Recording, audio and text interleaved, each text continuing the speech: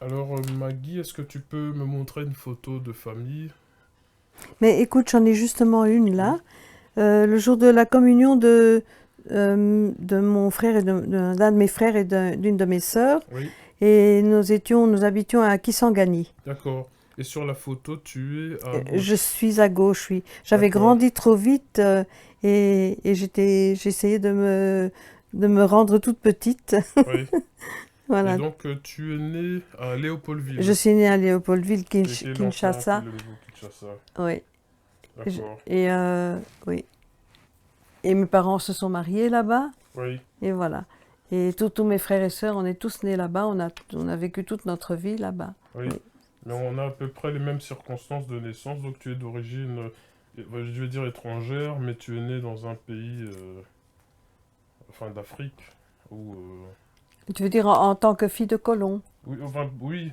Si on, on- Mes parents aussi ont trouvé une opportunité, tu vois, d'aller en Afrique du Sud, mais ils étaient d'une origine c'est ça. étrangère, donc je trouve très bien.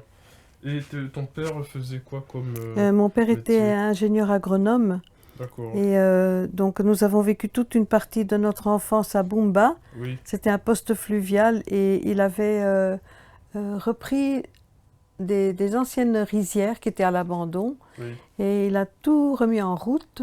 Et de nos jours, et donc il avait l'usine qui enlevait la peau, le paddy. Le paddy, oui, c'est la coque du riz et qui le mettait dans des sacs en toile de jute. Et puis il y avait des barges qui passaient sur le fleuve parce oui, que ce poste fluvial, comme son nom l'indique, c'était au bord du fleuve Congo.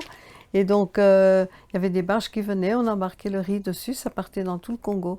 Et de nos jours, le riz de Bumba, c'est encore le riz qu'on mange au Congo. oui. Ma grand-mère me l'a confirmé, elle me dit oui, le riz de C'est, Bumba c'est- existe toujours. Elle a dit le riz de Bumba par hasard, et je dis ah, mais c'est le père de Maggie a travaillé sur Oui, ces rizières. et ça fait plaisir. Oui, donc, Oui. Et ben nous avons dû quitter le Congo bien malgré nous euh, après l'indépendance en 1960, oui. et comment c'était de vivre comme ça dans la brousse l'éducation, par exemple, l'école, comment Mais il n'y avait pas c'était d'école. l'école? C'était les femmes, les autres mamans qui nous enseignaient une branche l'une, une branche l'autre, voilà, Oui, selon leurs possibilités. Moi, je ne me souviens plus des détails, ni comment c'était organisé. Je me souviens juste que pour un cours de maths, on allait chez une dame. Pour un autre cours, ma maman, c'était le français et des leçons de maintien. On devait marcher avec des ah livres oui, sous les bras, sur la tête, et elle nous faisait marcher. Et donc, oui, c'était comme ça. J'ai vécu comme ça jusqu'à l'âge de 11 ans. Et puis à 11 ans, il a fallu quand même qu'on ait une scolarité parce que on était devenus des vrais sauvages. Et, et donc on est rentré en Belgique pendant quelques mois, l'été. Et puis on est retourné. Et alors là, on s'est installé à Kitsangani. d'accord. Oui. Et est-ce que à Bumba et Léopoldville, enfin je dirais plus Bumba, est-ce que tu remarquais déjà une différence de culturelle entre toi et la population autochtone, ou tu ne voyais pas du tout la différence entre la Hmm, population blanche et noire? non. Enfin non. Non, on a été élevés d'une façon assez...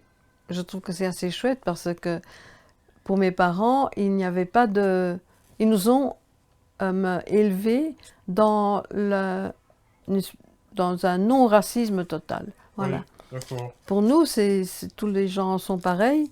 Et ma mère, je me souviens qu'un jour, ma mère a dit, on a tous une tête, deux bras et deux jambes, et pour le reste, et on est tous pareils. Oui. Voilà. Mais je dirais que mes parents, c'était la même chose. Mm. Je ne voyais pas de différence par rapport à la couleur.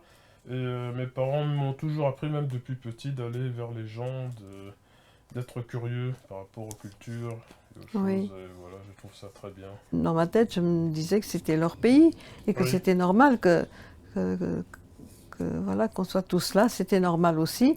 Mais c'était normal que ce soit eux qui soient directeurs de banque et oui, directeurs bien sûr. de ceci, de cela, voilà.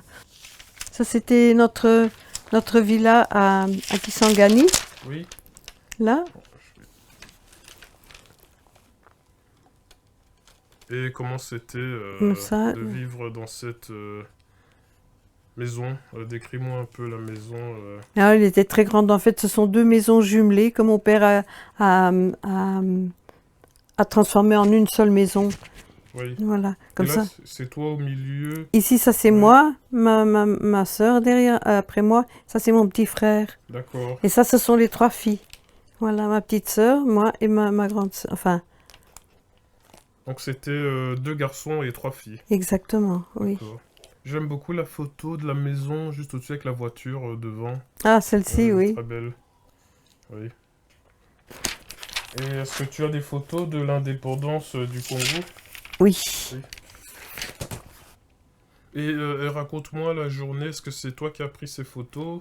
C'est Est-ce ma que mère et c'est... moi, oui.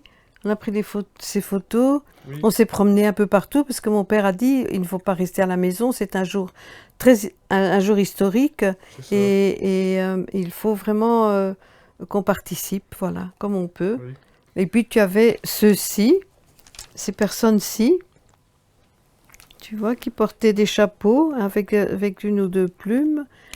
Là, voilà. Et eux, on les voyait dans les rues, mais à part ça, les rues étaient vides, hein. oui. Il y a eu un défilé militaire, bien sûr. Et le défilé militaire, c'est la photo juste au-dessus. C'est cette photo-ci. Oui, Ici, ça veut dire indépendance bien. oui. Malamu, ça veut Dipanda dire bien. Malamu. Oui. Ah, oui. Dipanda Malamu, ça veut dire. Je pense que ça veut dire qu'ils espéraient que ça allait bien se passer. Oui. Voilà. Et le soldat ou le policier qui est Oui, juste à ça c'est côté. un. Voilà.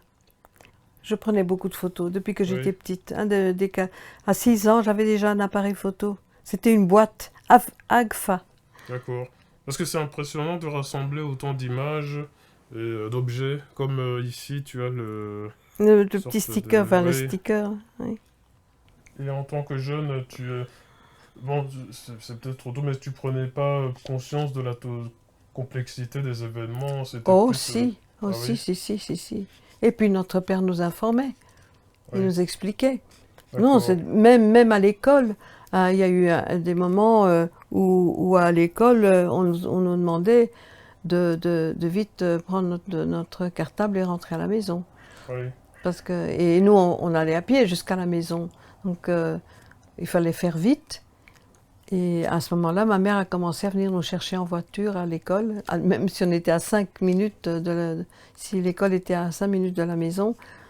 Et elle venait nous chercher en voiture pour plus de sécurité.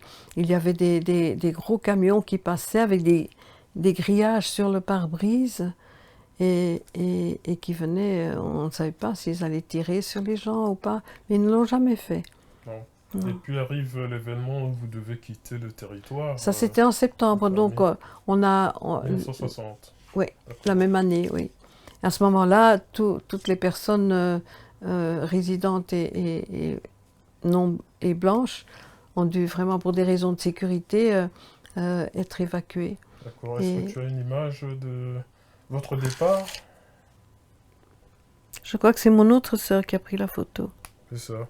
Moi, je te disais que j'ai grandi au Congo. On est après l'Afrique du Sud. Moi et mes parents sommes allés au Congo avec ma petite sœur. Et on a fui, justement. Mais je n'avais pas pris conscience Mais tu étais des peut-être événements. plus... J'étais trop jeune. Oui, tu étais Ah trop oui. jeune, oui. Mais là, c'est... Mais notre père nous informait oui, beaucoup. Il disait qu'on vit un moment de l'histoire du Congo, vous êtes né ici. Moi, c'est mon pays, c'est ici que j'ai toujours vécu, je ne veux pas partir d'ici. oui, D'ailleurs, il avait refusé de partir quand tous ses amis et ses collègues, tout le monde s'en allait. En décembre 59, il y a eu énormément d'Européens qui sont entrés en Belgique. oui. Et nous, on est restés. Mon père disait non, mais je ne vais pas partir, ici c'est chez moi. Mais on ne se rendait pas compte de ce qui allait se passer. À un moment D'accord. donné, on était à la maison et on entendait tomber des bombes dans quelques kilomètres plus loin. On a commencé à entendre le bruit des bombes. Et sur la photo, tu es à Je suis gauche. ici, D'accord. oui. Ça m'a tué de quitter le Congo. Et tu avais des amis, Ben oui, enfin, j'imagine euh, toutes tes amies, mon petit ami. oui, Oui, je ne l'ai plus jamais revu. Voilà. D'abord, on était à Bruxelles dans la famille, des gens de notre famille. D'accord. Mais après ça, mon père a pris la voiture, on a acheté des tentes et tout ça. Et on est allé faire un tour de l'Europe. Et toi, Voilà. tu es au milieu avec ton père? Je suis là avec mon Oui. papa, oui. C'est à Bruxelles. Vous Oui. êtes à Bruxelles. Woluwe Saint-Pierre, oui. Oui. Là où habitait notre tante. Ce sont ses fils, Alain et Jean-Pierre. Oui. Et toi, tu es à droite? Je suis là. Ah oui. Et raconte-moi un peu l'arrivée à Bruxelles, comment c'était. Non, c'était d'une tristesse épouvantable. C'était vraiment très triste. C'est une On- forme de déchirure, tu sais, tu grandis dans ce pays et qui représente presque toute ta vie. Je ne connaissais rien d'autre. Oui. Moi, c'était pas le cas, j'étais trop jeune. Je suis arrivé en Belgique à 6-7 ans, Oui. mais toi, tu as eu l'adolescence et Oui, moi je suis partie, j'avais 15 ans et demi. oui. Et je veux dire, je me rendais compte de tout.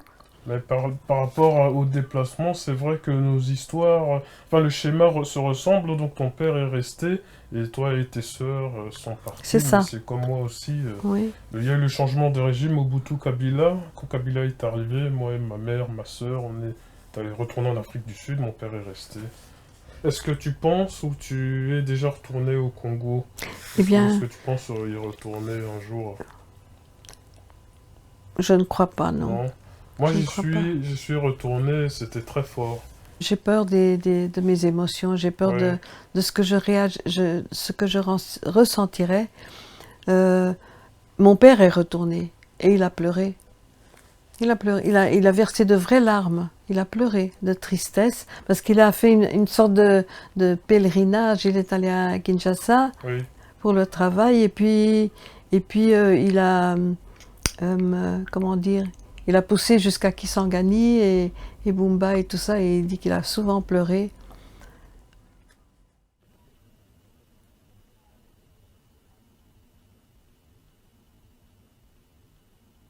Dans mon chagrin, rien n'est en mouvement. J'attends, personne ne viendra, ni de jour ni de nuit, ni jamais plus de ce qui fut moi-même. Mes yeux se sont séparés de tes yeux, ils perdent leur confiance, ils perdent leur lumière. Ma bouche s'est séparée de ta bouche, ma bouche s'est séparée du plaisir, et du sens de l'amour, et du sens de la vie.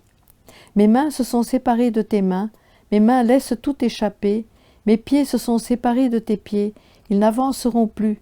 Il n'y a plus de route, ils ne connaîtront plus mon poids ni le repos. Il m'est donné de voir ma vie finir avec la tienne, ma vie en ton pouvoir que j'ai cru infini.